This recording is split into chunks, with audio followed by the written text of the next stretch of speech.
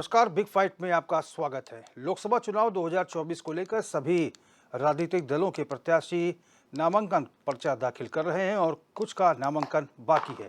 लेकिन जीत किसकी होगी ये तय करना अब जनता के हाथ में है। वहीं पांचों सीटों में सबसे हॉट सीट माने जाने वाली हरिद्वार सीट पर बीजेपी प्रत्याशी नामांकन कर चुके हैं। वहीं कांग्रेस प्रत्याशी वीरेंद्र रावत का पर्चा भरा जाना अभी बाकी है। सबको बहुत बहुत धन्यवाद करना चाहती हूँ। आदरणीय मोदी जी से लेकर सभी शीर्ष नेतृत्व को, नड्डा जी, अमित शाह जी और सभी शीर्ष नेतृत्व को हमारे, और यहाँ के मुख्यमंत्री जी और सभी शीर्ष नेतृत्व को, और सभी हमारे मेरा कॉन्स्टिट्यूंसी के लोगों को, और सभी हमारे विधायकगण, सभी हमारे सीनियर, सभी जो भी हो, सबको मैं बहुत बहुत धन्यवाद देना चाहती हूँ। और आगे आने 19 के लिए कमल का फूल में वोट दें, यही मेरा कहना है। सभी हमारे मेयर साहब भी खड़े हैं यहाँ, और सभी लोग मेरे लिए श्रेष्ठ है, बहुत ही प्यारे हैं सभी लोग। और मैं सबसे यही कहना चाहती हूँ, 19 को कमल का फूल में वोट डालकर बीजेपी मोदी जी को आगे करे। धन्यवाद।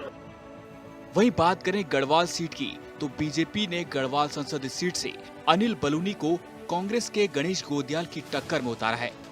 बलूनी को प्रधानमंत्री आस्था कोई जोत सिंह की आस्था नहीं है ना।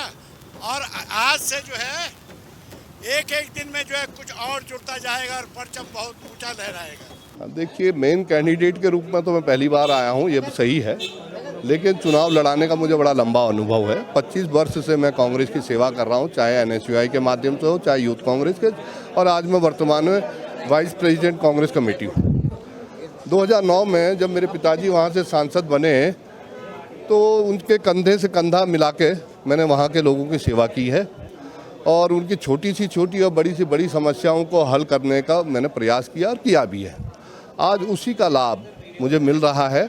अगर आप परसों नारसन बॉर्डर पर होते तो इतना बड़ा जनसमूह देख के आप खुद ही कहते कि कांग्रेस की लहर बन गई है और वीरेंद्र रावत जीत गया है, और पाँचों की पाँचों लोकसभा सीटें हम जीतने जा रहे हैं। पिछले 10 वर्षों से हरिद्वार को विकास के नाम पर लापता सांसद मिला, और कई बार जो है वहाँ पर आपने पोस्टर लोगों ने चस्पा कर दिए कि भाई 5 सांसद का पता बताने वाले को 5 लाख रुपए का इनाम मिलेगा। इस तरह की कई बातें हुई, और आज वो बातें सच भी साबित हो रही हैं, क्योंकि जो पूर्व मुख्यमंत्री जी थे उनका टिकट कट गया।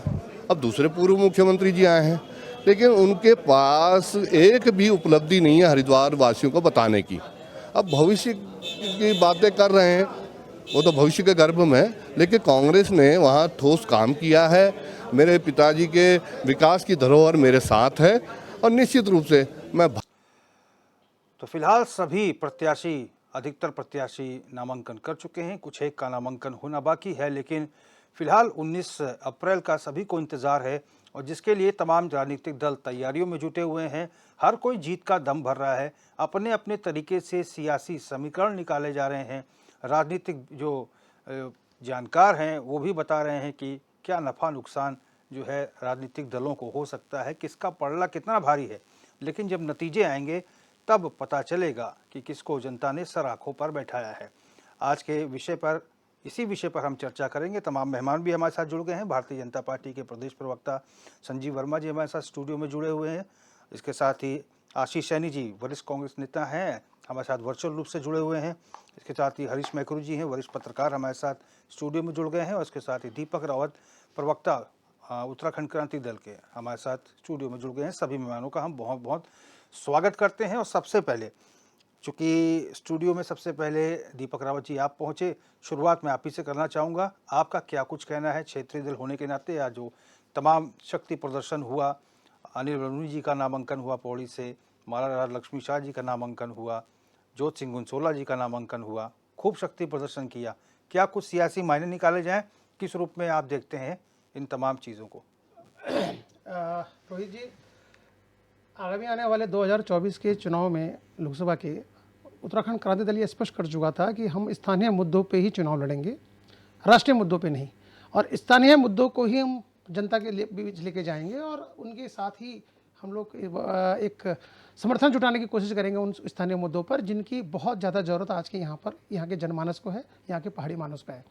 इसी क्रम को रखते हुए पूर्व में हम लोग एक बाईपास की स्थिति होती थी कि हम लोग वॉकओवर की स्थिति देते थे राष्ट्रीय पार्टियों को, लेकिन इस बार संगठन को मजबूत करना ही हमने प्राथमिकता रखा है और इसलिए संगठन से जुड़े हुए लोगों को ही हमने टिकट दिया है, जिसमें से आज ही हमारे यहाँ से आशुतोष नेगी जो पौड़ी सीट से हैं उन्होंने अपना नामांकन किया और बाकी जो तीन जने और जो भरेंगे हमारे अल्मोड़ा से, नैनीताल से और हरिद्वार से, इनका नॉमिनेशन कल भरा जाएगा। और एक सीट जो है टिहरी वाली, उसमें हमने बॉबी पंवार जो युवा नेता है उभर के आ रहे हैं इस प्रदेश के लिए, बेरोजगार संघ के नेता हैं, युवा और बहुत ही कर्मठ नेतृत्व उनके अंदर क्षमता है, युवाओं का लंबन करने में आज की डेट में उनका कोई सानी नहीं है, उनको उत्तराखंड क्रांति दल समर्थन कर रहा। हम चाहते हैं कि नए लोग, जो ऊर्जावान लोग जो इस प्रदेश को कुछ दे सकते हैं वो आएँ, नए चेहरे जनता के बीच आएँ। उसी क्रम में उत्तराखंड क्रांति दल ने भी नए चेहरों को रखा है ताकि वो आएँ, उन लोगों के बीच में प्रतिनिधित्व करें और लोगों का नेतृत्व बन के संसद में जाएं और फिर यहाँ की जो मूल समस्याएं हैं, यहाँ की जो जन समस्याएं हैं, संसद को उनको अवगत कराएं। चलिए, हरीश मैखुर जी, आपका एनालिसिस क्या कुछ कहता है? तमाम शक्ति प्रदर्शन भी हो रहा है नॉमिनेशन के तहत। हरिद्वार से वीरेंद्र रावत जी को टिकट मिला, हरीश रावत जी के बेटे हैं। हरीश रावत जी ने पूरी ताकत झोंक दी है उनके प्रचार प्रसार में।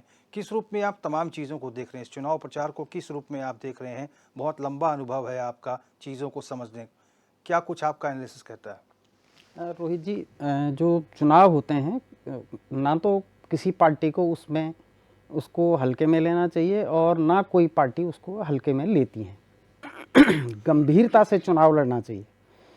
तो उसी क्रम में जो हमारी राजनीतिक दल हैं वो अपना शक्ति प्रदर्शन कर रहे हैं और अक्सर ये देखा जाता है कि चुनाव में नॉमिनेशन के दिन जिस तरह की भीड़, जिस तरह के लोग, जिस तरह का एक मैसेज देने का प्रयास किया जाता है वो टेम्पो बना रहे वोटिंग के दिन तक। और राजनीतिक दलों का प्रयास ये होता है कि हम उसको वोट में कन्वर्ट भी करा सकें, उस भीड़ को, उस फिनोमिना को, उस टेम्पो को लास्ट दिन तक, चुनाव के दिन तक, वोटिंग के दिन तक बनाए रखें। तो उसी क्रम में जैसे हम टिहरी का नॉमिनेशन देख रहे थे, पौड़ी का नॉमिनेशन देख रहे थे, भारतीय जनता पार्टी वालों ने भी ज़बरदस्त अपने जितने भी उस क्षेत्र के प्रभावशाली और बड़े नेता हैं उनको खड़ा किया। पौड़ी में तो हम देख रहे थे स्मृति ईरानी भी केंद्रीय मंत्री बाकायदा बलूनी के नॉमिनेशन में पहुंची। उसी तरह से टिहरी जो माला लक्ष्मी जी का नॉमिनेशन हुआ तो उसमें मुख्यमंत्री खुद गए। तो ये है कि अन्य दलों का भी, जैसे जोत सिंह जी कांग्रेस ने बिल्कुल खांटी नेता उतारे हैं, उसी तरह से पौड़ी में गणेश गोदयाल जी अनिल बलूनी की टक्कर में उतारे हैं। तो गणेश गोदयाल जी उत्तराखंड में विधायक रहे हैं, बद्रीनाथ मंदिर समिति में अध्यक्ष रहे हैं, कांग्रेस पार्टी के प्रदेश अध्यक्ष रहे हैं। तो ये नहीं कहा जा सकता है कि चुनाव को पार्टियां हल्के में ले रही हैं। उत्तराखंड क्रांति दल के लिए मैं एक दिन पहले भी बोल रहा था कि थोड़ा सा उन्होंने देर कर दी। उन्होंने तो सबसे पहले करना था। राजनीतिक जो बड़े दल हैं या जो सत्ता में, उनके पास तो बहुत सारे काम होते हैं। यूकेडी के पास तो उस हिसाब से बहुत ज़्यादा मतलब सत्ता का काम नहीं था, तो विपक्ष में बैठे तो जल्दी करते तो थोड़ा उनको ज़्यादा लाभ होता। जितनी देर करते हैं पॉलिटिकली उतना थोड़ा सा कम हो जाता है, लाभ कम मिलता है। कब नॉमिनेशन होगा, कब अपने पर्चे पोस्टर चर्चे करेंगे, तो थोड़ा सा इसको देखना चाहिए, तो जल्दी उतारना चाहिए कैंडिडेट को, ये हम समझ पाते हैं। रही बात चुनावों में जनता के मत की या कौन दल जीतेगा, कौन मतलब पीछे रहेगा, कौन रनर रहेगा, बहुत सारे इक्वेशंस, समीकरण राष्ट्रीय स्तर पर, क्योंकि राष्ट्रीय स्तर का चुनाव है तो वो भी बनेंगे, क्षेत्रीय मुद्दे भी होंगे। और हमारी पॉलिटिकल पार्टियों के जो नेता रहे हैं उन्होंने अब तक कितना वर्कआउट किया, कितना उन्होंने अपने पद का लाभ इस क्षेत्र की जनता को दिया, ये भी देखा जाएगा। उसके अलावा जो क्षेत्रीय समस्याएं हैं, खासकर उत्तराखंड जैसे राज्य तो भले हमारा छोटा है लेकिन हमारी समस्याएं बड़ी हैं, तो उसको कितने हमारे नेता राष्ट्रीय फलक पर रखने में सफल होते हैं, इस पर भी निर्भर करेगा। अच्छा मैखुर जी, हमने 22 का विधानसभा चुनाव देखा, एक मिथक टूटा, एक परिपाटी टूटी, दोबारा भारतीय जनता पार्टी की सरकार बनी, एंटी इनकम्बेंसी जैसी कोई चीज़ नज़र नहीं आई। इस बार लोकसभा चुनाव में 5 सीटों पर आपको कुछ एंटी इनकम्बेंसी दिख रही है, या फिर जो भारतीय जनता पार्टी का उत्साह है प्रत्येक सीट को 5 लाख वोटों से जीतने का, वो उत्साह जो है उसका ठीक है, उसका आत्मविश्वास है? और कौन सी सीट ऐसी रहेगी जहां पर तगड़ी फाइट हो सकती है, मतलब रोमांचक मुकाबला होगा? रोहित जी, जैसे हम लोग देख रहे हैं कि हरिद्वार सीट पे कांग्रेस ने वीरेंद्र सिंह रावत जी को, जो पूर्व मुख्यमंत्री हरीश रावत जी के बेटे हैं, उनको उतारा है, नए कैंडिडेट है। हो सकता है कि उनके चुनाव में अपने पिताजी के साथ काम करने के अनुभव रहे हों, लेकिन थोड़ा सा उनको हरिद्वार सीट पे मतलब मेहनत की आवश्यकता रहेगी। त्रिवेंद्र सिंह जी अब पूर्व मुख्यमंत्री रहे हैं और हरिद्वार वगैरह जो कुंभ के समय पे और ये जो एक पुल था, बहुत सालों से हम लोग जब जाते रहते थे तो खड़े रहता था वो खंभे जो है उन पे काई जम गई थी, वो बनाने का भी इस तरह का काम उनके रहे हैं वहाँ। तो इस हिसाब से कांटे की टक्कर रहेगी। पौड़ी में भी दोनों नेता हमारे जो गणेश गोदियाल जी हैं और अनिल बलूनी जी हैं, तो वहाँ पे तीरथ सिंह जी का इन्होंने जो पूर्व सांसद हैं उनका टिकट काटा है। हरिद्वार में भी उन्होंने निशंक जी का टिकट काटा है। तो मतलब भारतीय जनता पार्टी का बिल्कुल कैलकुलेटेड हिसाब किताब रहता है और जैसा जैसा फीडबैक, जैसे मैंने कहा कि वो जनता का भी फीडबैक लेते हैं, LIU का फीडबैक लेते हैं, उसके अलावा RSS और जितने भी इनके अनुषंगिक संगठन हैं उनका भी फीडबैक लेते हैं, उस हिसाब से टिकट दिए होंगे। अंदर तो विश्लेषण किया ही होगा। जो हमारे कांग्रेस के प्रत्याशी हैं 2 सीटों पर, तो कुमाऊं वाली तो काफ़ी मतलब बहुत परिचित ऐसा नहीं कह सकते हैं, कोई भारी भरकम चेहरे जैसे पूर्व में रहे हों, सांसद रहे हों, उस तरह का। तो वहाँ पे जहाँ जहाँ मतलब हम नए प्रत्याशी उतारते हैं वहाँ वहाँ स्ट्रगल बढ़ता है। यदि प्रकाश जोशी की बात कर रहे हैं आप? हाँ, कार्यकर्ता बेस अगर नहीं है तो थोड़ा सा स्ट्रगल वहाँ पे तकड़ा हो जाता है। तो फाइनली ये है कि ये तो चुनाव जनता के हाथ में है। इस समय अगर हम राजनीतिक व्यक्ति या मतलब पत्रकारिता के प्रभाव से जुड़े हुए लोग अपना विश्लेषण प्रस्तुत करेंगे तो ये जनता के साथ अहित होगा। इस समय तो चाबी जनता के हाथ में है, 5 साल में एक बार आती है जी। तो इसलिए जो है जनता का क्या मूड बनेगा उसी तरह से प्रत्याशियों को सफलता मिलेगी। चलिए आशीष सैनी जी, चाबी जनता के हाथ में है, जनता का जो मूड रहेगा उसे सबको स्वीकार करना पड़ेगा। क्या कुछ आपका पॉलिटिकल जो एनालिसिस है आप किस रूप में देखते हैं? तमाम जोर शोर से शक्ति प्रदर्शन आपका भी नॉमिनेशन के तहत हो रहा है, तमाम प्रत्याशी नॉमिनेशन कर रहे हैं। क्या लग रहा है इस बार एंटी इनकम्बेंसी रहेगी या फिर कुछ बदलाव जैसी बहार यहाँ पर रहेगी उत्तराखंड में?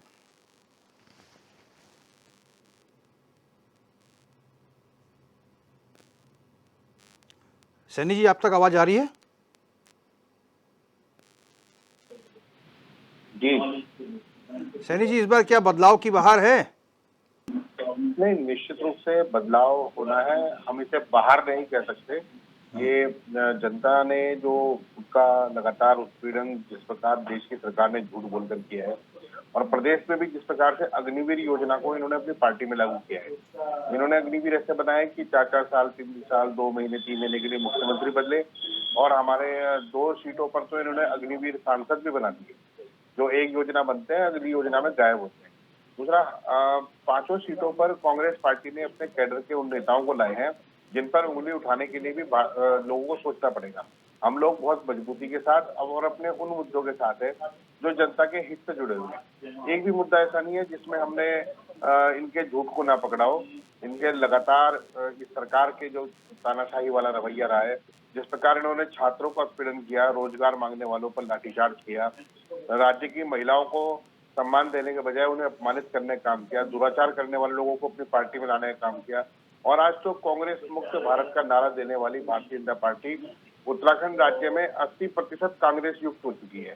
भाजपा को अपने कार्यकर्ताओं और नेताओं पर विश्वास नहीं है, इसलिए भाजपा को चलाने के लिए, सरकार को चलाने के लिए दूसरी पार्टियों के नेताओं की जिस प्रकार से भीड़ वहां मची हुई है, वो कैडर और इनका जो एक सिद्धांत होता था, सिद्धांत तो समाप्त हो चुके हैं। आज के समय में कांग्रेस ने बात की बेरोजगारी, भ्रष्टाचार और बेरोजगारी, भ्रष्टाचार और सामाजिक न्याय की लड़ाई की थी। भ्रष्टाचार को लेकर सरकार गले तक डूबी हुई है। अपने भ्रष्टाचार को छुपाने के लिए संवैधानिक संस्थाओं का भी लगातार गला घोटा है, उनका इस्तेमाल भारतीय जनता पार्टी ने अपने लिए किया है। वो चीजें सामने आ रही है।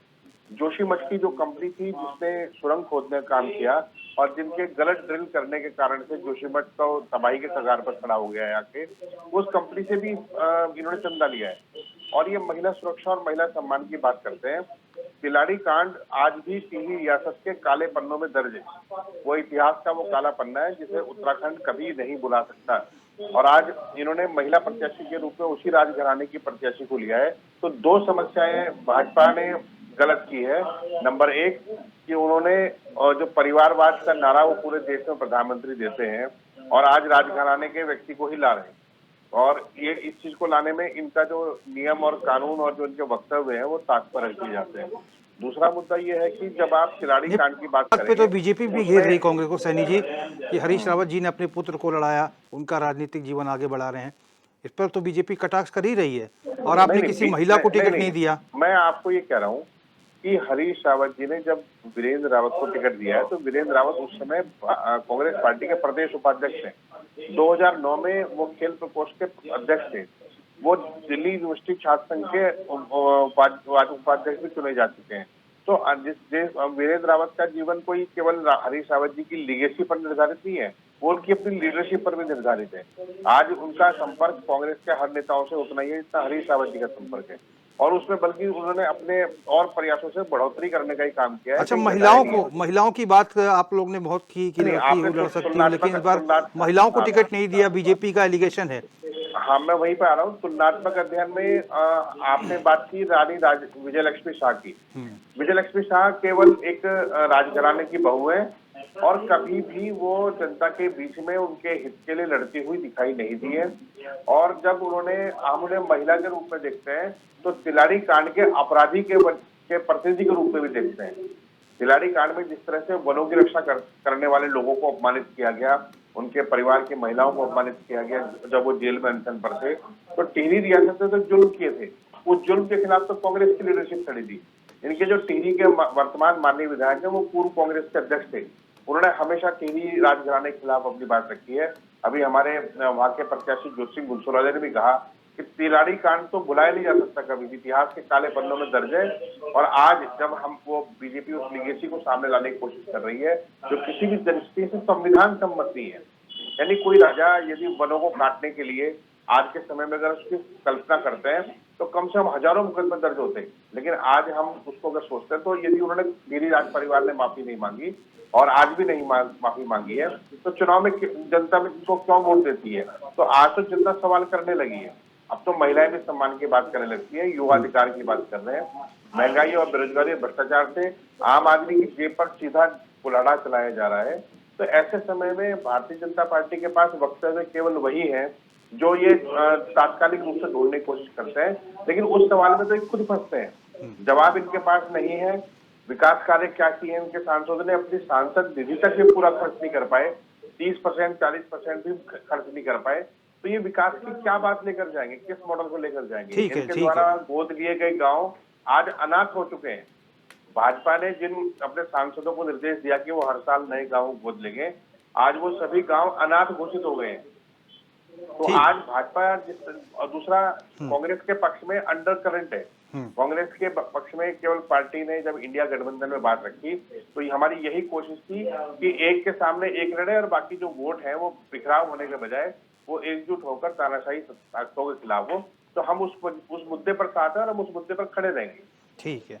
संजीव वर्मा जी, देखिए, बहुत सीरियस एलिगेशंस यहाँ पर कांग्रेस ने लगाए हैं और ये भी सवाल लगातार कांग्रेस कह रही है कि जो सांसद हैं अपने कामों को लेकर क्यों नहीं जा रहे, और क्यों मोदी जी के बारे में कह रहे हैं कि कमल का बटन दबाइए, मोदी जी को दोबारा प्रधानमंत्री बनाइए। क्या विकास कार्य हैं सांसदों के? सांसद अपना विकास कार्य रिपोर्ट कार्ड क्यों नहीं रख रहे हैं? रोहित जी, देखिए, एक एक करके मैं आपकी बात का भी जवाब देता हूँ और मेरे भाई आशीष सैनी जी भी अभी बोल रहे थे तो उनकी बात का भी मैं जवाब देना चाहता हूँ। सबसे पहला, आप शक्ति के विरोधी हैं, मातृशक्ति के विरोधी हैं। आपने 5 टिकट अभी अपने जारी किए, घोषित किए, एक भी महिला को आपने अपना प्रतिनिधि नहीं बनाया।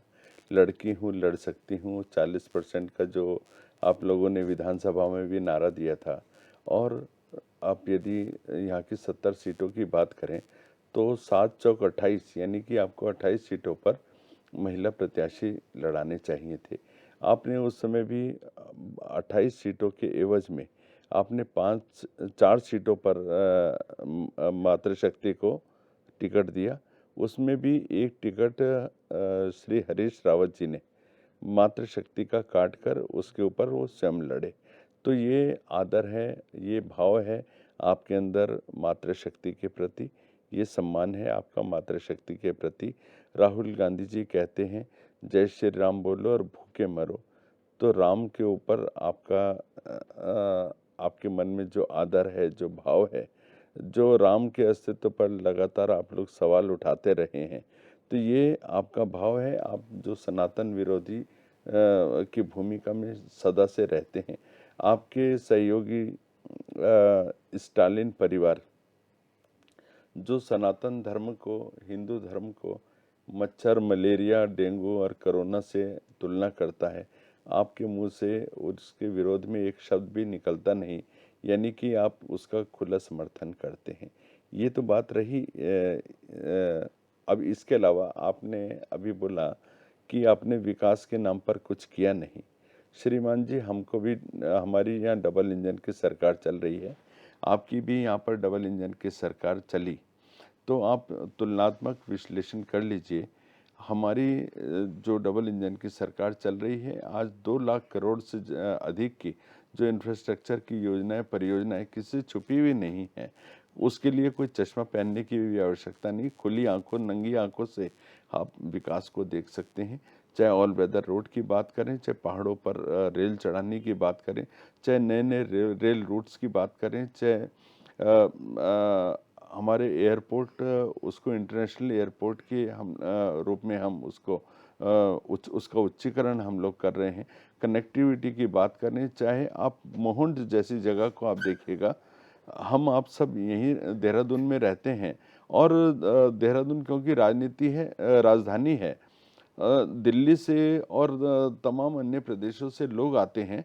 मोहुंड से लेकर और क्लेमन टाउन तक बिल्कुल ब्लैंक हो जाया करता था, और ये आज की बात नहीं, मैं सोचता हूँ कई दशकों से ये समस्या लगातार झेलनी पड़ती थी। आज आपको दिल्ली से लेकर और देहरादून तो क्या, माणा तक भी आपके पास पूरी डाटा कनेक्टिविटी है, आपके पास पूरा नेटवर्क लगातार पूरा दुरुस्त रहता है। आप कहीं पर भी बात कर सकते हैं, चाहे वो वन क्षेत्र हो, चाहे वो किसी भी प्रकार का क्षेत्र हो। ये डेवलपमेंट है, ये हमारी सरकार ने, मैंने जैसे आपको बताया 2 लाख करोड़ की जो इंफ्रास्ट्रक्चर की योजनाएं, परियोजनाएं हमने चलाई। मैं कांग्रेस का भी यहाँ पर डबल इंजन का इनको सौभाग्य मिला। आपने मैं सोचता हूँ 10,000 करोड़ की भी यदि कोई योजनाएं, परियोजनाएं यदि लगाई होंगी, तो अभी अगली बार जब आपकी बारी आएगी, आप उसमें उसका उल्लेख अवश्य कीजिए, तो मैं चाहूँगा उसका भी आप उल्लेख करें। और जिस तरह से वर्षों पुरानी जो अटकी लटकी और भटकी योजना, परियोजनाएं, चाहे लखवाड़ परियोजना हो, चाहे जमरानी बांध हो, चाहे डोबरा चांडी पुल की बात हो, चाहे अन्य कई सारी ऐसी बड़ी योजना, परियोजनाएं, चाहे आईएमए के सामने जो अंडरपास की वो कई दशकों से लटकी हुई जो परियोजना थी, जिससे लोगों को बहुत ही परेशानी का सामना करना पड़ता था। मैं सोचता हूँ हमारे डबल इंजन की सरकार में तमाम योजनाएं पूर्ण हुई हैं। और हम किसान की बात करें तो 3 लाख रुपए तक का लोन किसान को 0% पर देने का काम हमारी सरकार कर रही है। चाहे किसान सम्मान निधि की हम बात करें, चाहे किसान को उन्नत बीज देने की बात करें, चाहे किसान को सब्सिडी वाला यूरिया देने की बात करें। आपके समय में यूरिया की कालाबाजारी हुआ करती थी, आपको भूलना नहीं चाहिए। आप बेटी अंकिता के ऊपर बार बार राजनीति करते हैं, और जिस समय मैं सोचता हूँ बेटी है, चाहे उत्तराखंड की बेटी है, चाहे राजस्थान की बेटी है, चाहे झारखंड की, चाहे मणिपुर की है, चाहे वेस्ट बंगाल की है, जब आप बेटी अंकिता की बात करते हैं तो आपको झारखंड में जिस रोज रोहित जी एक ऐसा संयोग था कि जिस रोज बेटी अंकिता का यहाँ पर ये हत्याकांड हुआ, उसके बाद उसी रोज झारखंड में भी एक बेटी का साथ इसी तरह की घटना हुई और उसकी भी हत्या हुई वहां पर, और उस बेटी का नाम भी अंकिता था। आपने यहाँ का तो जिक्र किया, लेकिन झारखंड की बेटी का आपने आज तक कभी जिक्र नहीं किया। राजस्थान में 6,810 रिकॉर्डेड रेप हत्याएं हुई हैं हमारी बहनों के साथ, बेटियों के साथ, हमारी मातृशक्ति के साथ। उसके लिए आपके मुंह से एक फूटा शब्द निकलता नहीं। आप वहाँ राजस्थान में हो, चाहे झारखंड में हो, चाहे वेस्ट बंगाल में हो, बालिकाओं को, बच्चियों को निर्वस्त्र करके घुमाया गया, उसके लिए आपके मुख से एक फूटा हुआ शब्द निकला नहीं। तो मैं सोचता हूँ डबल स्टैंडर्ड मत कीजिए। आपके मन में यदि कोई भाव है तो उसके लिए बात करें, हर चीज के ऊपर राजनीति ठीक नहीं। एक मिनट जी। और जिस तरह से आज 500 सीटों पर यहाँ पर इलेक्शन हो रहा है और भारतीय जनता पार्टी जहाँ एक लीड लिए हुए है, हमने सबसे पहले अपने कैंडिडेट घोषित करे।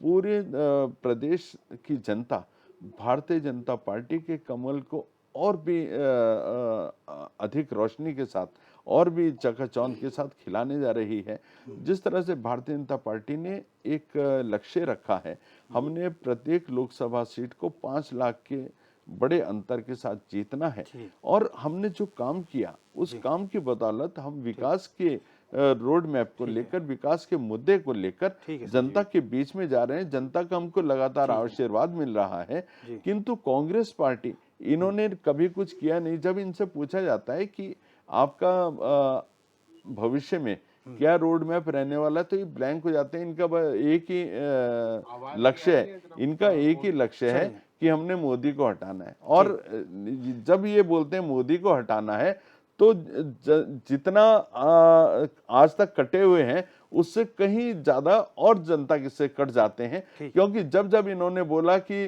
चौकीदार चोर, तो पूरे देश ने कहा मैं भी चौकीदार। जब जब इन्होंने कहा मोदी का कोई परिवार नहीं, तब पूरे देश के 140 करोड़ जनता ने कहा मैं भी मोदी का परिवार। तो अपनी भाषा के ऊपर थोड़ा संयम रखें। आशीष सैनी जी, देखिए आप लोग जहां कांग्रेस, अच्छा फोन कट हो गया है, आशीष सैनी से संपर्क टूट गया है। दीपक रावत जी, देखिए विपक्ष को, खास तौर पर कांग्रेस को यहाँ पर संजीव जी ने आड़ो हाथों लिया है कि मीठा गीठा गप गप, कड़वा कड़वा थू थू। जहाँ पर कांग्रेस शासित राज्य हैं वहाँ पर इस प्रकार के लॉ एंड ऑर्डर जैसी समस्याएं, इस प्रकार के अपराध हो रहे हैं, वहाँ कांग्रेस जो है मौन रहती है, मुद्दों को नहीं उठाती।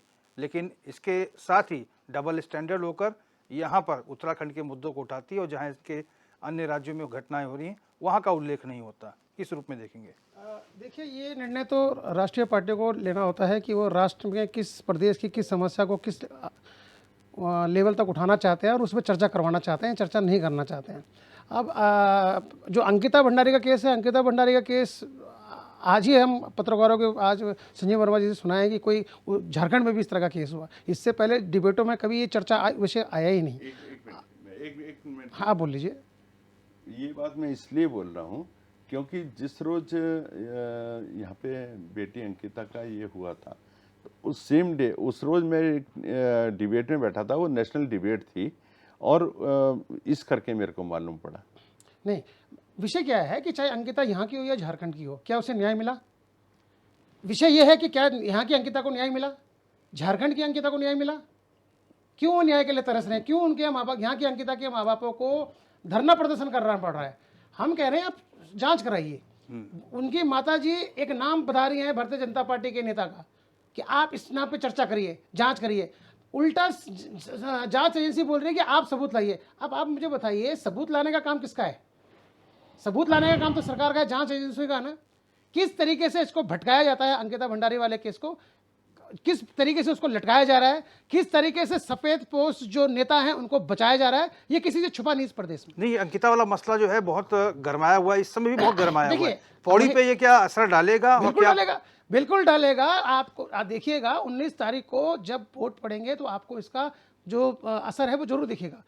दूसरा विषय है कि जो आज भी 22 वर्ष हो गए, 23 वर्ष हो गए इस प्रदेश को, 2 बार कांग्रेस करी, 2 बार भारतीय जनता पार्टी करी, डबल इंजन की सरकार है। संजीव जी बोल रहे थे, क्या विषय है कि आज भी परिसंपत्तियों का बंटवारा नहीं हो पा रहा है। डबल इंजन क्यों? अगर इस विषय की बात करूं तो ये ट्रिपल इंजन की सरकार हुई। केंद्र में भारतीय जनता पार्टी है, यूपी में भारतीय जनता पार्टी है और उत्तराखंड में भारतीय जनता पार्टी है, पर परिसंपत्तियों का निपटारा क्यों नहीं किया जा रहा? क्या केंद्र, अगर दो राज्यों के बीच में कोई दिक्कत है, दो मुख्यमंत्रियों के बीच में कोई विषय है जिसको निपटाने जा रहा था, तो केंद्र उसमें हस्तक्षेप करके निपटा देना। धामी जी गए तो थे। देखिए जाना, और मेरा विषय क्या है, आप बैठिए जाएं, क्या वो विषय निपट गए? परिसंपत्तियों का विषय निपट गया? विषय परिसंपत्तियों का विषय पूर्णता नहीं निपटा है। दूसरा सर, मैं बोल लूं, सुनिए, आप बोल लीजिएगा मेरे को। दूसरा विषय क्या है, लखवाड़ बिजली परियोजना की बात आती है, शायद आपको जानकारी ना हो, उसमें 5 स्टेट का इंटेक है। उत्तराखंड 5 स्टेट है, हरियाणा, राजस्थान, दिल्ली, हिमाचल उसका राजस्थान तक का इंटेक है, उसमें यूपी का इंटेक है, हरियाणा का इंटेक है। हम क्या कह रहे हैं, जब उत्तराखंड क्रांति दल बोलता है कि यहाँ का ना जवानी रही काम की, ना पानी रहा काम का, आप देखिए दिल्ली सरकार जो केंद्र में रहती है आम आदमी पार्टी की, वो वहाँ बिजली मुफ्त करने के लिए तैयार बैठी है। क्या वहाँ पर कोई बिजली संयंत्र लगा हुआ है? कोई यमुना से उनकी बिजली जा रही है। पर यहाँ की सरकार, यहाँ बिजली का बिल आप देखिए लगातार बढ़ता जा रहा है। जिस प्रदेश में बिजली उत्पादन हो रहा है, जिस प्रदेश में पानी का उपयोग हो रहा है, वहां तो उनको बिजली महंगी पड़ रही है। अभी फिर 70 पैसे 80 पैसे बिजली बढ़ गई है, और दूसरे राज्य इसको 8 पैसे, हाँ 8 पैसे दूसरे प्रदेश में इस विषय में बिजली फ्री करने के लिए तैयार बैठे हुए हैं। क्या वो बिजली फ्री यहाँ के प्रदेश के लोगों को नहीं मिल सकती? क्या कारण है कि यहाँ के प्रदेश के लोगों को बिजली सस्ती नहीं मिल रही है और प्रदेश के मुकाबले? और क्यों नहीं मिले? जब बिजली परियोजना यहाँ लग रही है, बिजली परियोजना का यहाँ उनका उद्घाटन किया जा रहा है, श्री गणेश किया जा रहा है, तो यहाँ के लोगों को उस सुविधा से वंचित क्यों किया जा रहा है? ये विषय राष्ट्रीय पार्टियों को देना पड़ेगा। दूसरा विषय क्या है कि सबसे बड़ी विषय है अग्निवीर योजना, जिसकी तारीफ करते हैं। ये राज्य इतना भोला भाला है कि अब तक उसके दुर्भाग्य, जो उसके दुष्परिणाम है, वो अभी समझ में नहीं आए हैं। ये वो प्रदेश है जहां पर 70 से 80% जो रोजगार का मुख्य केंद्र था वह सेना था, और सेना में भी सुदूर के लोग, जो उसकी पेंशन आती थी, अगर किसी दुर्घटनावश किसी को शहीद अगर कोई व्यक्ति शहीद हो जाता था, सैनिक शहीद हो जाता था, तो उसका परिवार को बचाने के लिए एक पेंशन जो रहती थी वो घर में आती थी, क्योंकि वहां पर औद्योगिक कोई साधन है नहीं। कोई वहाँ के जो गांव छोड़ के वो पलायन तो नहीं करेंगे कि अब अगर कोई कमाने वाला पूत अगर चला गया है तो फिर हम कहें, तो वो पेंशन बनती थी। लेकिन ये अग्निवीर योजना लाने वाले, आप बताइए कि आज के बाद यहाँ के रोजगार है, जो सैनिक लगेंगे, वो कहाँ जाएंगे? 4 साल 5 साल के बाद जब वो रोड पे आ जाएंगे, फिर से बेरोजगार हो जाएंगे, तब कहाँ जाएंगे? और इनका कहना है कि हम उन्हें पुनर्स्थापित करेंगे। तो आप फिर पुनर्स्थापित में किसका हक ले रहे हैं? जो बाहर बैठा है वो जो अग्निवीर में भर्ती नहीं हुआ। मतलब अग्निवीर की देखो दोहरी मार कैसे झेलेगा यहाँ का बेरोजगार, कि पहले तो वो अग्निवीर में जाएगा नहीं, और जो अग्निवीर वाला 4 साल 5 साल बाद वापस आ जाएगा, फिर उसको नौकरी में रखा जाएगा। तो ये जो दोहरा चरित्र राष्ट्रीय पार्टियां चलती हैं इस प्रदेश की युवाओं के साथ, जो छल करती हैं, उस छल का कहीं ना कहीं पर इनको परिणाम आने वाले 2024 के लोकसभा चुनाव में भुगतना पड़ेगा। आशीष सैनी जी, मेरा सवाल आपसे था लेकिन आपका फोन डिस्कनेक्ट हो गया था। देखिए, यहाँ पर बीजेपी ने गंभीर आरोप लगाया है, कहा है कि भाई आप डबल स्टैंडर्ड बातें करते हैं। जहां जहां आपकी सरकारें हैं वहां लॉ एंड ऑर्डर बिगड़ा हुआ है, वहां पर कांग्रेस मौन रहती है, लेकिन उत्तराखंड में राजनीति करते हैं आप लोग। देखिए, अभी आप यदि भारतीय जनता पार्टी के प्रवक्ता महोदय ने जिस तरह से अपना रटा रटाया भाषण पढ़ा है, उस भाषण का और जो सवाल मैंने यहाँ इनसे पूछे थे, उसका कोई अगर तालमेल आपस में मिलता हो तो आपके दर्शक उसके बारे में जरूर अपनी राय रखेंगे। लेकिन आप ये देखिए कि मैंने सवाल पूछा कि सांसदों ने अपनी विधायी निधि का इस्तेमाल नहीं किया और केंद्र से कोई योजना लेके नहीं आई, तो इस बात पर इन्होंने कोई जवाब नहीं दिया। ये ऑल वेदर रोड में घुसे हुए हैं। ऑल वेदर रोड के बनाने का जो कारण है, सरकार का भी कंपैरिजन किया, मैंने डबल इंजन सरकार का भी कंपैरिजन किया। आपने अगर 10,000 करोड़ का भी यहाँ पर उत्तराखंड में लगाया हो, तो आप उसके बारे में बताइए। तो सुन लीजिए, मैं तो मुझे मालूम है आपकी पार्टी यही काम करती है कि जब आपका वक्त होता है तो आप बेशर्मों की तरह लंबा भाषण देते हैं, और जब हम लोग पहले तो आप अपनी भाषा पे सुन लीजिए। ये फालतू बोलेंगे तो फालतू सुनेंगे, गलत बोलेंगे तो गलत सुनेंगे। मैंने कहा 2 लाख करोड़ हमारी सरकार ने डबल इंजन के माध्यम से लगाया, और मैंने आपसे पूछा क्या आपने 10,000 करोड़ भी उत्तराखंड में लगाया हो, तो आप उसका उल्लेख करिए, आप उसका उल्लेख करिए। अरे आपके पास कुछ है बोलने के लिए, आपने कोई विकास किया है तो बताइए ना। बताने में क्या दिक्कत है? बताने में क्या दिक्कत? अरे बताने में क्या दिक्कत है? आपने केवल और केवल उत्तराखंड से छीनने का काम किया। आपकी सरकार सेंटर में आई तो आपने विशेष राज्य के दर्जे को छीनने का काम किया, 1,000 करोड़ के औद्योगिक पैकेज को छीनने का काम किया। अरे आपने कहाँ पे टैक्स 1000 हॉलिडे करोड़ को का छीनने औद्योगिक का काम पैकेज? किया, कौन सा आपने भांग का नशा 108 खा रहे योजना हो? को छीनने का काम 1000 किया। करोड़ का आप कौन सा तो औद्योगिक छीनने पैकेज वाले हैं आपने दिया श्रीमान। जरा बताएंगे एक बार? उत्तराखंड से आपका किस दूर उद्योग से को दूर लाभ तक पहुंचा कोई है? लेना क्या देना आपने नहीं। कोई नया आप स्कूल, केवल नया और केवल अस्पताल या राजनीति कोई नई करते हैं। राज्य विकास सुन से लेते हैं आपका संजीव जी, दूर से क्या दूर कह रहे तक हैं? कोई 1200 लेना करोड़ देना रुपए की नहीं। आवश्यकता है संजीव क्या? वर्मा जी, सुन राज लेते में हैं। आप संजीव वर्मा सुन लेते हैं। स्कूल बन संजीव गया वर्मा, विकास को आपने। देखने की आदत 2000 आदत स्कूल बन डालिए। किए हैं। विकास को देखने की आदत अरे डालिए आदत आप श्रीमान। डालिए सवाल सुनने की, क्योंकि जब चुनाव क्षेत्र में निकलेंगे तो जनता किस तरह से जवाब पूछेगी, आपको जवाब देते नहीं बन पड़ेगा। भागने की तैयारी कीजिए, दौड़ने की तैयारी कीजिए। कुछ आप बोलिए जितना ही बोल सकते हैं। अरे मैंने आपसे केवल एक बात पूछी, आप उसका जवाब दीजिए मेरे को। हमने 2 लाख करोड़ की जो डबल इंजन सरकार की हम योजनाएं चला रहे हैं, आप अपने डबल इंजन की 10,000 करोड़ की योजनाएं परियोजनाएं बता दीजिए। बस इतना, केवल इतना भर पूछ रहा हूं मैं आपसे। जवाब है आपके पास? जवाब है तो बताइए। सांप सूंघ गया?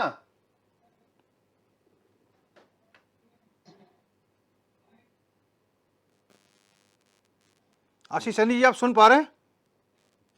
न जब विकास की बात करते हैं तो ये कान, आंख, मुंह सब कुछ बेकार हो जाता है। संपर्क टूट गया। हरीश मैखुरी जी, देखिए चुनाव में देखिए तल्खी कितनी बढ़ती जा रही है। जो नज़ारा स्टूडियो के अंदर है उससे कहीं ज़्यादा अब मैदान में हम देख सकते हैं। क्या मुद्दे रहेंगे इस बार? आपको क्या लगता है किन मुद्दों को लेकर जनता वोट करेगी? ऐसा है कि जो रोहित जी, मैं एक चीज़ ज़रूर कहना चाह रहा हूँ। महंगाई और बेरोज़गारी जो मुद्दा है वो तो बड़ा मुद्दा है ही है लेकिन केवल प्रश्न खड़ा करने से ये मुद्दा हल नहीं होगा। बेरोज़गारी अगर है तो डिस्कनेक्ट हो गया। उसके लिए जो है हम सबसे बड़ी जनसंख्या वाले देश बन गए हैं संसार में। तो हमारी प्लानिंग क्या है? बहुत सारे परिवार जो है जिनको 2 बच्चे पालने की जिनकी क्षमता नहीं है, वहाँ 10-10 बच्चे पैदा हैं। तो कोई जनसंख्या नीति बननी चाहिए कि नहीं? बच्चे जिम्मेवारी होते हैं कि नहीं परिवार की? या पैदा करके भगवान के भरोसे छोड़ देंगे, खुदा के भरोसे छोड़ देंगे? तो कोई जनसंख्या नीति अवश्य बननी चाहिए। इस पर राजनीतिक दलों को पहल करनी चाहिए। वरना तो अगर हम तो हर साल एक ऑस्ट्रेलिया पैदा कर रहे हैं तो इतने रोजगार कहाँ से सृजित होंगे? तो उसके लिए कोई जनसंख्या नीति भी बने, तब बेरोजगारी पर बातचीत हो। हमारा प्लानिंग होना चाहिए।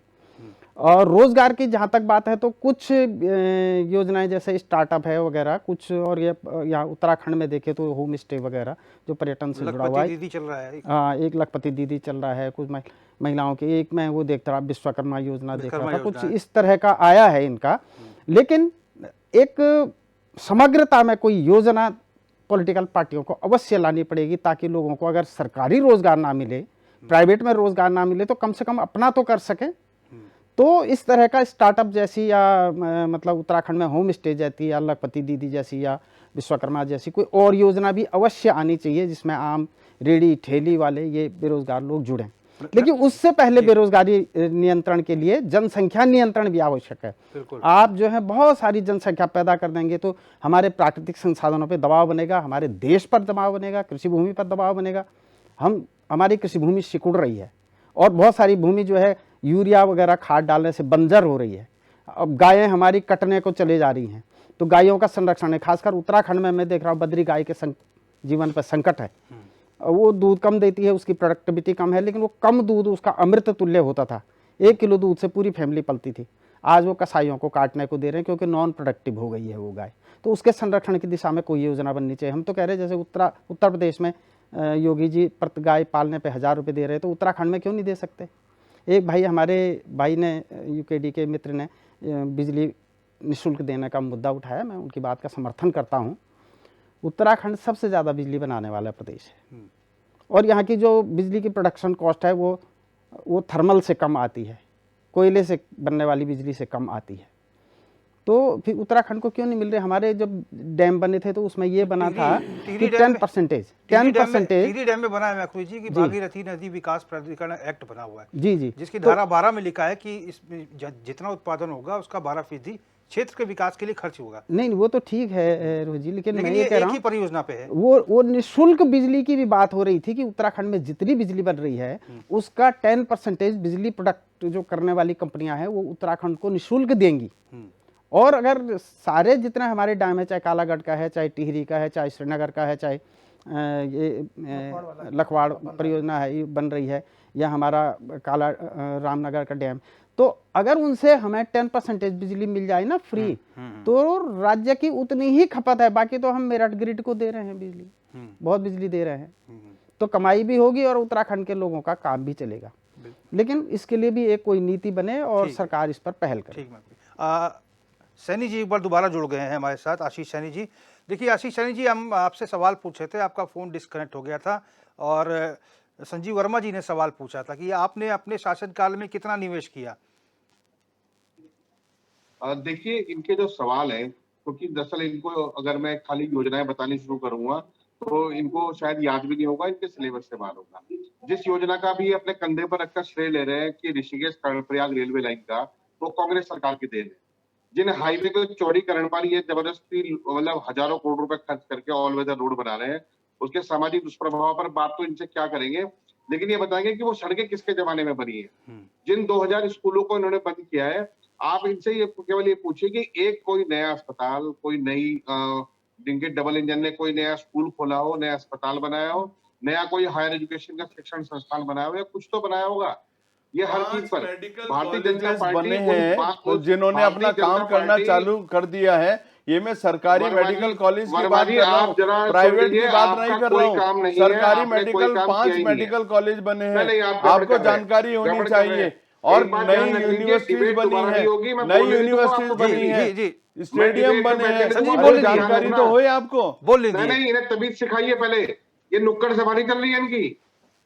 एक सवाल जो मैंने इनसे पूछे अपने वक्तव्य में, एक का भी इन्होंने जवाब नहीं दिया। ऐसा क्या कारण है कि जवाब से भागते हैं? जब अरे जवाब से आप भाग रहे हो, आप जवाब दो ना, आप जवाब दो ना। अरे आप जवाब दो, 10,000 करोड़ की योजना परियोजना का जवाब दो। मैं तो बार बार आपसे पूछ रहा हूँ, हमने तो 2 लाख करोड़ की योजना परियोजना का मैं उल्लेख कर रहा हूँ, आप जवाब दीजिए ना। अरे आप जवाब दीजिए ना। अरे आपके पास है ही नहीं कुछ बोलने के लिए, आपके पास कुछ बोलने के लिए है ही नहीं मेरे भाई। कांग्रेस का हाथ भ्रष्टाचारियों के साथ, कांग्रेस का हाथ भ्रष्टाचारियों के साथ। आप सुनेंगे नहीं। उत्तराखंड कांग्रेस तो पूरी की पूरी परिवारवादी है, पूरी परिवारवादी तो है। आप टिहरी में बताइए ना कौन सा परिवार चल रहा है। टिहरी में जिनको टिकट बनाया उनका परिवार बताइए ना कौन सा है। के साले करण अरे आप टिहरी पर बोलिए ना, दोगली बात मत कीजिए। उनके भाई रंजीत रावत, आपकी शक्ल दोगली है, आपका संगठन दोगला है। उनकी बेटी, तमीज सीखिए कि सच्चाई बोल सके। टिहरी के राज परिवार पर बोलने का करें कुछ। उनका चाचा, उनका मामा हरीश रावत जी की कांग्रेस पार्टी है, पूरी की पूरी परिवारवाद का ये कोई दिक्कत है क्या? उदाहरण है, आपको कोई दिक्कत है क्या? उदाहरण है। गरिमा कोई समस्या है क्या? गरिमा दसोनी, अरे सारा का पूरा एक कुनबा कांग्रेस का नाम लेकर वो कांग्रेस पार्टी को अपना नाम ही चेंज कर लेना चाहिए। नहीं, आपको क्या आपत्ति है? ये आपका सवाल है या जवाब है? ये बताइए जरा पहले, आप कहना क्या चाहते हैं? मैं कहना क्या चाहता हूँ, दिल्ली में केवल मुंह से गोबर करने के लिए आप यहाँ पर बैठे हैं। दिल्ली में गांधी परिवार और यहाँ पर उत्तराखंड की जनता, दिल्ली में गांधी परिवार और यहाँ पर हरीश परिवार, दोगलों के लिए आप जैसे दोगले, जिस तरह से केदारनाथ मंदिर के चोर निकले आप लोग, शर्म आनी चाहिए आपको।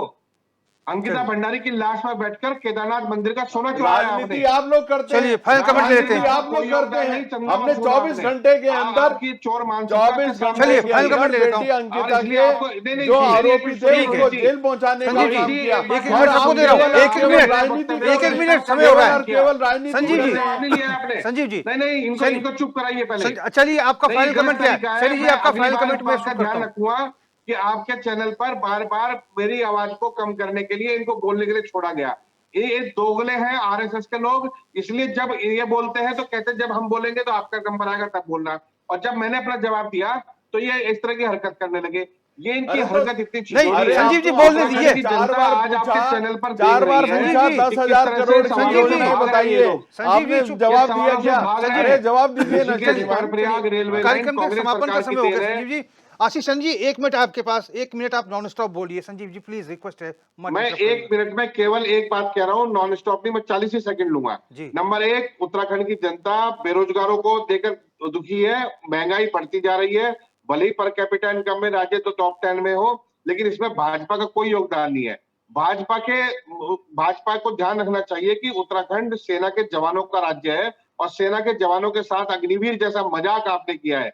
आज सेना के जवान हो, चाहे बेरोजगार हो, चाहे वो महिलाएं जो काम करती हो, या उच्च शिक्षा की शिक्षा देने वाले लोग, वो सारे लोग आज भारतीय जनता पार्टी को उखाड़कर फेंकने के लिए तैयार बैठे हैं और आप जवाब से बच रहे हैं, आप दोगलेपन में ला रहे हैं। और सबसे बड़ा दोगलापन ये है कि आपके पांचों प्रत्याशियों ने ये कहा है कि हम मोदी जी के नाम पर वोट मांग रहे हैं। अगर दम है और यदि हिम्मत है तो अपने नाम पर, अपने काम पर वोट मांगिए। ठीक है। और अगर आप भी आपके सोनिया राहुल के नाम पे मोदी जी का नाम मांगो लिया, ना, तो दम है समझो आप आपके दोगली अंदर, संतान है। आपके अंदर दम है, आप भी सोनिया राहुल के नाम पे मांगो ना, दम है आपके अंदर। हम तो मांग लेंगे। राहुल गांधी तो देश के आम जनता की आवाज बनकर उभरे हैं, किसी सत्ता के न्याय यात्रा अंबानी चला अदानी के रहे दलाल हैं, बनकर नहीं उन्हें उभरे। सबसे पहले न्याय अंबानी देना अदानी के चाहिए दलाल भोपाल नहीं के है, गैस जनता की पीड़ितों आवाज को, है। उनके दोनों चीजों उसके में बाद फर्क देखिए उनको जरा। न्याय देना चाहिए सिख अरे भाइयों उनके को, न्याय देने की लड़ाई जिनका कांग्रेस ने लड़ी नरसंहार है। करा आप आपने तो अन्याय कर रहे 1984 के हैं। दंगों में। आप शर्म तो नहीं पाकिस्तानी आती आप लोगों उद्योगपतियों के को? साथ, गौमांस खाने वालों के साथ, आप तो देशद्रोहियों के साथ मिले हुए हैं। चलिए दीपक राव जी, आप तो बालाकोट- दीपक राव जी आपका फाइनल आप कमेंट, एक पुलवामा मिनट। में आपने शहीदों पर एक वोट मिनट। मांगी और चलिए। आप खुद पाकिस्तान के आतंकवादियों के साथ मिले हुए पाए गए हैं। आने वाले लोकसभा चुनाव में निश्चित रूप से जो स्थानीय मुद्दे हैं उनका प्रभाव पड़ेगा और उनका प्रभाव आपको 19 तारीख का और 4 जून को जब रिजल्ट आएंगे तो दिखेगा कि निश्चित रूप से जिस तरीके से भारतीय जनता पार्टी एक प्रोपेगेंडा सेट करने में लगी हुई है कि 400 पार या जो मुद्दे हैं, जो जन मुद्दे हैं, उनका कोई प्रभाव नहीं पड़ेगा, जो राष्ट्रीय मुद्दे हैं वो सर्वोपरि रहेंगे, उसका कहीं ना कहीं पर इनको उसका नतीजों में जो दिखेगा और जो जनता जिस विरोध से वोट करेगी, जो स्थानीय मुद्दे हैं उनको ध्यान में रखकर, तो उसका खामियाजा भारतीय जनता पार्टी राज्य सरकार के 2 साल के कार्यकाल भी रहेंगे इसमें? बिल्कुल, क्यों नहीं रहेंगे। ये तो ये इस 2 साल काम रहे हैं और जो पहले के 5 साल रहे, 7 साल का, इन सारे कार्यों में ये डबल इंजन क्यों बोलते हैं? ये मुख्यमंत्री तो बदला है ना, बाकी तो सरकार जो थी वो भारतीय जनता पार्टी की रही है। तो जो उनके किए हुए कर्म रहे हो या उनके किए हुए कोई भी कार्य हो, उससे तो कोई नहीं बच सकता और उसी का दुष्परिणाम है। अगर इस तरह, सही बात बोल रहे हैं सैनी जी कि यदि सांसदों ने काम किया होता तो सांसद अपने नाम पे वोट मांग रहे होते, यानी विधायकों ने काम किया होता तो विधायक अपने नाम पे वोट मांग रहे होते। लेकिन जब जनता के बीच गए नहीं है तो सांसद निधि खर्च कहां से करेंगे? इसका जो दुष्परिणाम है ये भारतीय जनता पार्टी को 19 जून को वोटों के माध्यम से और 4 जून को रिजल्ट के माध्यम से पता चलेगा। ठीक है, मैखुल जी आपका फाइनल कमेंट सर। वही जी, ये कहूँगा कि एक तो जो जनता के विषय हैं निश्चित रूप से पॉलिटिकल पार्टियों के विषय होने चाहिए, केवल राजनीतिक दृष्टिकोण नहीं होना चाहिए बल्कि जनता के विषय के साथ जुड़ना चाहिए।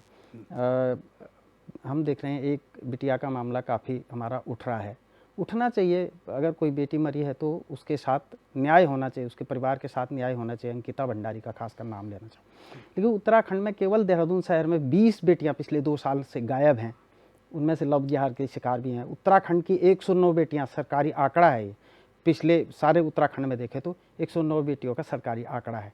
तो उनको तो, उन अभागी बेटियों का तो कोई राजनीतिक दल नाम लेने को भी तैयार नहीं है। अंकिता भंडारी में तो थोड़ा सा एफआईआर हो गई, थोड़ा सा कुछ उसे मुआवजा मिल गया, कोर्ट तक मामला पहुंच गया, कुछ लोग जेल में भी हैं, जो नहीं हैं वो जाने चाहिए। लेकिन और बेटियों का क्या होगा? तो एक एक बेटी पर हमारा फोकस होना चाहिए, जो भी पॉलिटिकल पार्टी हो, जो भी हमारा सिस्टम हो, पुलिस हो, प्रशासन हो, LIO हो, और एक एक बेटी के हत्यारे को, एक एक बेटी जो गायब हुई है वो वापसी आनी चाहिए।